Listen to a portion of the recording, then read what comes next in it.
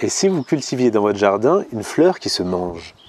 Je suis ici avec une jeune pivoine de Chine dans mon jardin, et à maturité, elle va faire ces grandes grappes de fleurs blanches qui ont un petit goût sucré là. Et bien justement, dans cette vidéo, je vais développer 25 types de plantes qu'on peut cultiver chez nous, en France métropolitaine, et qui effectivement peuvent se manger au moins au niveau de la fleur. D'ailleurs, le support là, que je vais utiliser dans cette vidéo, il est téléchargeable gratuitement sur mon site internet. Je vous mets évidemment le lien sous la vidéo.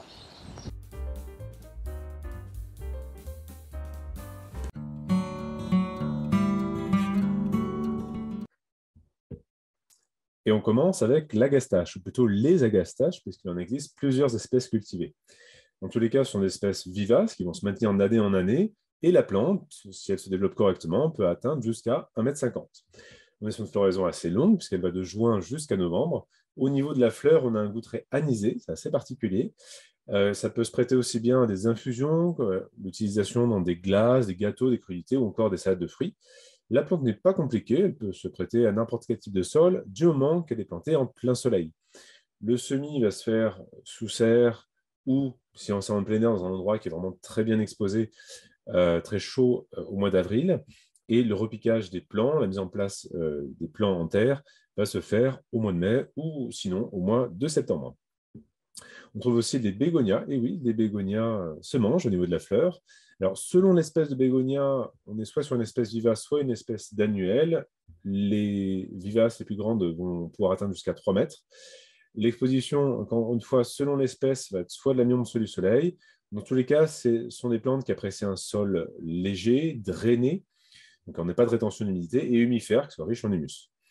La floraison va se faire de juin à novembre. Après, il y a un peu de variabilité selon les espèces et les variétés, mais globalement, c'est ça. Avec un semis qui va se faire de janvier à mars. Ou autre possibilité, planter de la tubercule, c'est au mois de mars, ou encore repiquer les plants sur site, l'endroit où on veut planter le bégonia définitivement, au mois d'avril. On trouve aussi la bourrache, Borago officinalis, qui est une annuelle, 60 cm de hauteur. Bon, certes, c'est une annuelle, mais elle se ressème très facilement. Donc, une fois qu'on la met en place dans un jardin, pas besoin de s'embêter à reproduire chaque année. Elle va très facilement ressemer et refaire de nouveaux sujets d'année en année. On est sur une floraison de mars à novembre, donc longue. La plante est très mellifère, elle est extrêmement attirante pour les pollinisateurs. Alors, ce qui est assez particulier au niveau de la fleur, c'est qu'on est sur un goût qui rappelle beaucoup l'huître. Ça va apprécier un sol drainé du plein soleil. Et le semis peut se faire de mars jusqu'au mois de septembre. Il existe aussi la capucine tubéreuse, alors qu'on avait déjà vu dans la vidéo sur les plantes lianescentes comestibles. Une plante vivace avec un feuillage caduc qui peut atteindre jusqu'à 1,50 m. On peut consommer aussi bien les tubercules que les feuilles et les fleurs. Les fleurs, on va avoir ce petit goût un peu poivré, un peu piquant, qui est pas mal, notamment dans des salades. Ça apprécie un sol riche, frais, ça peut se prêter aussi bien à la mi-ombre qu'au plein soleil. La plante est assez rustique d'ailleurs, pour ajuster au niveau de la partie aérienne jusqu'à moins 7 degrés Celsius. On va leur produire par la plantation de tubercules entre septembre et novembre. La récolte des tubercules peut se faire d'octobre à novembre, et pour tout ce qui va être feuilles et fleurs, la récolte va pouvoir se faire de juin jusqu'à octobre. Bien sûr, il y a aussi sa cousine, la capucine classique, qu'on peut aussi cultiver, et dont les fleurs également se mangent. On trouve aussi les chrysanthèmes, et oui, les fleurs de chrysanthème se mangent. Selon les espèces, on est soit sur une espèce annuelle ou vivace, et on va pouvoir atteindre jusqu'à 1,50 m. Floraison entre juin et novembre. Ça va apprécier un sol drainé, par contre calcaire, ça c'est une exigence de ce type de plante-là. Et une exposition plein soleil, alors on peut soit partir sur un bouturage pour leur produire durant toute la période hivernale, ou sinon faire un semis en février ou mars. Encore autre possibilité, faire repiquage de plants au mois de mars. Les dahlias, un grand classique parmi les fleurs comestibles. Alors, sur les espèces, on est soit sur une plante vivace, soit une plante annuelle, qui va, dans tous les cas, pour atteindre jusqu'à 1,50 m. Floraison entre juillet et novembre.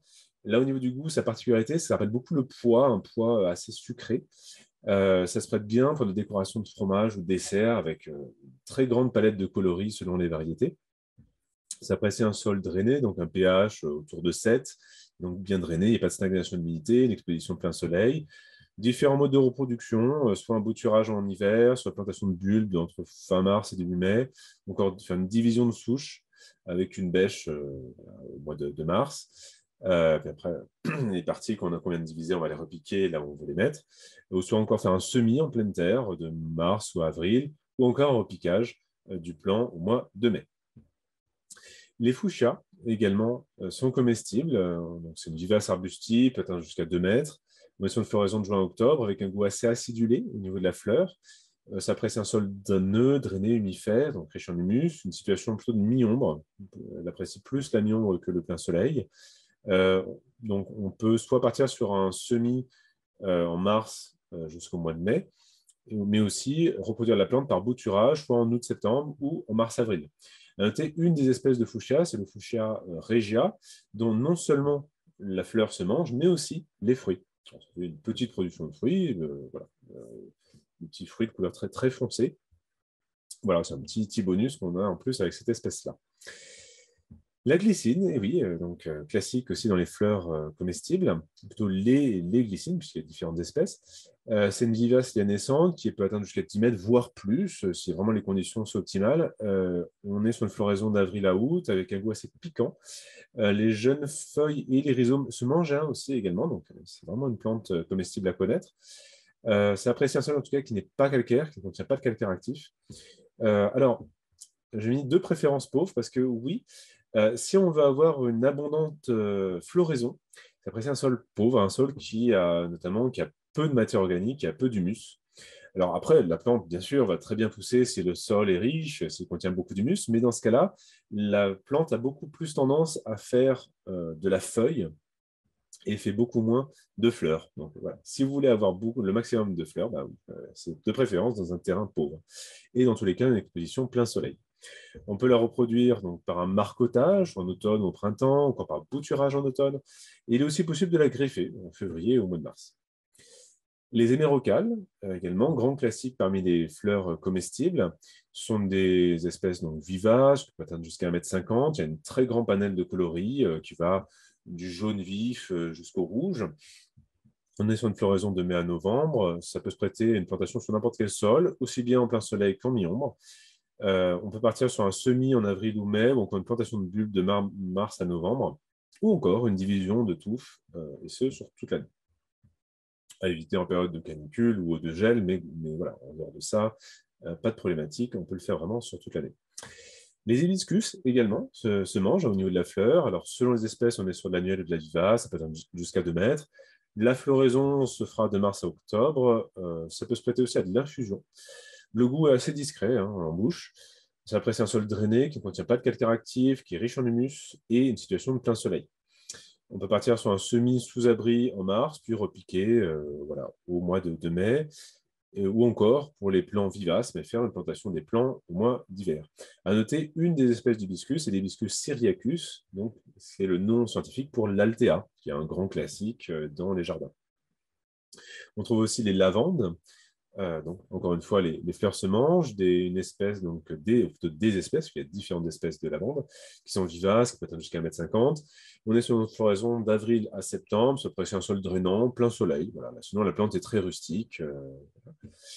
La façon la plus classique de la mettre en place, c'est faire une plantation en motte au mois de mai.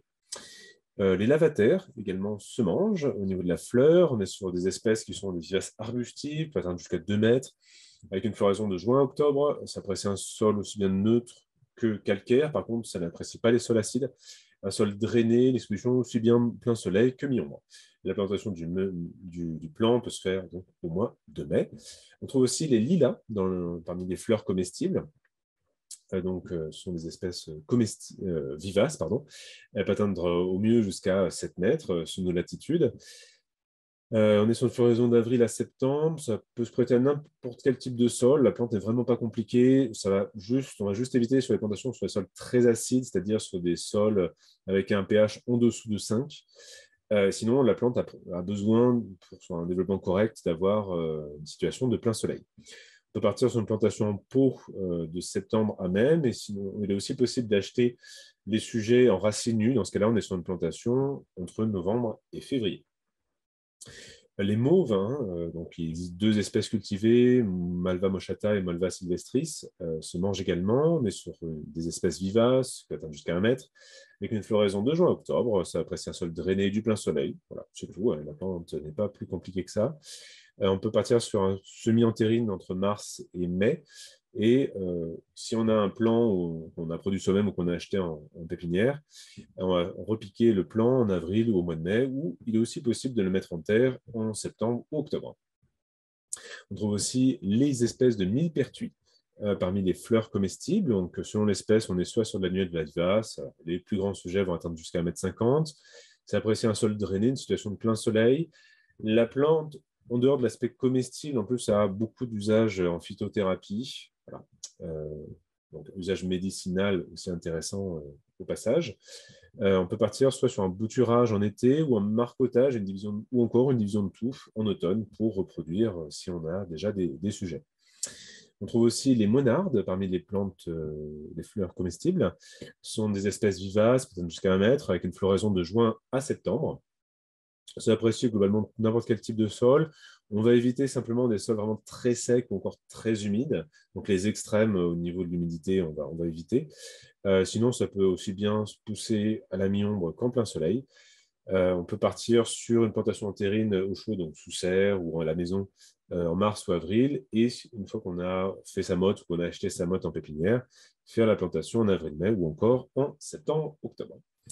L'œillet d'Inde, le tagette aussi, donc il y a deux noms communs, le œillet d'Inde ou tagette, le nom scientifique étant Tagetes patula. Donc on est sur une espèce annuelle, alors qui se ressème facilement si on laisse les sujets aller jusqu'à maturité, faire tout leur cycle. Il peut atteindre de 30 cm à 1 mètre selon les variétés. On est sur une floraison de mai à octobre, ça va apprécier un sol drainant et plein soleil, tout simplement. On peut partir sur un semi-entérine, alors sous abri, sous serre ou à la maison, en février-avril. Et puis, une fois qu'on a des plants, faire un repiquage entre la fin avril jusqu'à la fin mai. Les pélargoniums, alors qu'on appelle couramment géranium, mais le nom exact botanique, c'est pélargonium. Eh bien, ce sont des espèces vivaces avec un feuillage caduc, qui va atteindre jusqu'à 6 mètres pour les plus grands sujets.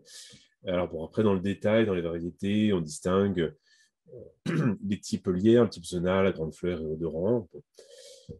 On est sur une floraison, dans tous les cas, d'avril à octobre. Ça apprécie un sol riche, drainé, après aussi bien poussé à la mi-ombre qu'en plein soleil. Pour la reproduction, on peut partir soit sur du bouturage en août-septembre, encore sur un semis de la mi-janvier jusqu'à la mi-février. C'est une plante qui se prête bien donc à un semis vraiment tout début de saison de culture. Les pensées aussi se mangent. Donc, ce sont des espèces vivaces qui peuvent atteindre jusqu'à 30 cm. Donc, on est sur du couvre-sol avec une floraison d'octobre à mai. Donc, ça, c'est intéressant déjà pour égayer le jardin aussi pendant la période hivernale, pour apporter de la couleur. Ça apprécie un sol riche, frais, donc beaucoup d'humus. Ça peut aussi bien pousser à la mi-ombre qu'en plein soleil. Pour la reproduction, on peut partir sur un semis de mars à mai, aussi faire la plantation de motte en septembre-octobre ou en mars-avril. On trouve aussi la pivoine de Chine parmi les fleurs comestibles. Il existe différentes espèces. Ce sont des espèces vivaces, peut-être jusqu'à 2,50 m. Comme ça, ces grandes fleurs vraiment très spectaculaires, avec une grande variété de coloris. On est sur une floraison d'avril à septembre. Ça apprécie un sol riche et frais. Ça peut pousser aussi bien à la mi-ombre qu'en plein soleil. Et la façon classique de la planter, de la reproduire, faire plantation de racines. Et ça peut se faire depuis octobre jusqu'au mois d'avril. Et on trouve aussi les rosiers dans les fleurs comestibles. Donc, ce sont des espèces vivaces avec un feuillage caduc jusqu'à 3 mètres de hauteur. À noter que la fleur, d'ailleurs, tout comme son fruit, le cynorrhodon qu'on voit à droite, ça peut se prêter à de la confiture, à des gelées, et les pétales, on peut les saupoudrer avec du sucre glace aussi, voilà, pour ça, des petites friandises. À noter que la plante est hermaphrodite, donc ses fleurs sont... Elle contient des fleurs femelles et des fleurs mâles sur un même sujet. Selon l'espèce, après de rosier, on est soit sur une plante qui est soit autogame, soit allogame, c'est-à-dire autogame qui va facilement se féconder elle-même, ou allogame, c'est plutôt qu'elle a tendance, pour pouvoir se reproduire, à devoir se féconder avec un autre sujet, un autre plant de rosier. Ça, c'est important, non pas pour les fleurs, hein, mais c'est important pour avoir du fruit, pour avoir des cynodonts. Voilà, voilà. Donc, si vous prenez un plant de type allogame, prêtez attention à ce qu'on ait d'autres rosiers, d'autres plants dans les environs, si vous voulez avoir du cynodonts. Bref, ça va apprécier un sol drainant et ça peut pousser aussi bien la mi-ombre qu'au plein soleil. Bon, après, globalement, quand même, la plante se développe mieux si elle est en plein soleil, hein. Ça peut se reproduire par bouturage en mai ou juin. On peut aussi faire la division de souche de novembre à février, janvier, pardon, et encore faire du semis sur les mois de mars, avril et mai. Le seringa, ou plutôt les seringas, puisqu'il y a différentes espèces, se mangent aussi au niveau de la fleur. Ce sont des vivages qui ont 5 mètres de hauteur. La floraison va s'étaler de mai jusqu'à juillet. Ça peut se prêter à n'importe quel type de sol et pousser aussi bien la mi-ombre qu'au plein soleil. Voilà. Ça, c'est pas compliqué. Et la plantation des sujets pourra se faire en octobre-novembre ou en février-mars. Le souci, aussi appelé calendula, eh bien, se mange. On est sur une annuelle qui atteint 70 cm avec une floraison d'avril à octobre. Ça peut se prêter à n'importe quel type de sol, aussi bien en situation de mi-ombre qu'en plein soleil. Le semis peut se faire de mars à mai et on peut faire la plantation de la mode, faire du repiquage d'avril jusqu'à juin. On trouve aussi des tournesols dans les fleurs comestibles, parce que non seulement les graines se mangent, mais aussi donc, bien les pétales. Selon l'espèce de tournesol, on est soit sur de l'annuel, soit de la vivace. Les plus grandes espèces peuvent atteindre jusqu'à 4 mètres de hauteur. On est sur un goût au niveau de la fleur, des pétales, qui rappelle beaucoup le miel. Ça, c'est assez spécifique, assez particulier. Ça peut être n'importe quel type de sol, mais par contre, ce qui est impératif, c'est qu'on soit vraiment en situation de plein soleil. On peut partir de façon classique sur un semis en place, de la mi-avril jusqu'à la mi-juin. À noter que l'espèce la plus courante qu'on cultive, c'est l'Ailanthus annuus, qui, comme le nom l'indique, hein, c'est une espèce annuelle. Mais il existe aussi une autre espèce cultivée, l'Ailanthus decapetalus, qui lui est une espèce vivace, donc qui va repartir de souche d'année en année. Les violettes aussi, c'est un grand classique dans les fleurs comestibles. Ce sont tous des espèces vivaces, jusqu'à 30 cm de hauteur, donc on est sur du couvre-sol, avec une floraison d'octobre à juillet. Ça peut se prêter aussi à une utilisation pour des infusions. À noter que ça a des propriétés médicinales, notamment des propriétés expectorantes, qui peuvent être aussi intéressantes, et ça se prête bien à parfumer globalement les desserts. Ça apprécie une situation de sol neutre, donc un pH autour de 7, et une situation aussi bien de mi-ombre que de plein soleil. Pour la reproduction, on peut partir sur un semis sous abri de mars à juillet, une fois qu'on a des plants, faire du repiquage sur toute la période automnale. Voilà, voilà pour ce petit panorama de tout un ensemble de fleurs comestibles. Pour aller plus loin, moi, je propose différentes choses, des formations en présentiel, donc des initiations à la permaculture, voilà, globalement toutes les bases du jardinage et comment plus globalement aller vers l'autonomie alimentaire chez soi, soit des formats de week-end sur 2 jours. J'en programme régulièrement. Je propose aussi du conseil, du design pour des projets de jardin ou des projets de ferme. Voilà. Tout ça est précisé sur mon site internet. Évidemment, je vous mets les liens en dessous de la vidéo si vous voulez en savoir plus. D'ailleurs, sur la chaîne YouTube, j'ai fait une playlist que j'améliore, dans laquelle je mets de nouvelles vidéos de temps en temps, dans laquelle je présente des designs que j'ai réalisés pour des porteurs de projets, voilà, sur des projets permaculturels. Et à noter aussi, je propose maintenant sur mon site internet un tableur pour planifier votre année au potager. Voilà, donc pour se coordonner, ça c'est important, surtout quand on a beaucoup d'espèces cultivées dans un potager permaculturel. Donc pour se coordonner, pour s'y retrouver, je propose aussi cet outil. Voilà, voilà. En tout cas, j'espère que ça vous a donné des sources d'inspiration, de nouvelles idées. Et puis peut-être si vous connaissez d'autres espèces que je n'ai pas mentionnées, n'hésitez pas à les mettre dans les commentaires. Voilà, écoutez, je vous souhaite bon courage dans vos projets et à très bientôt.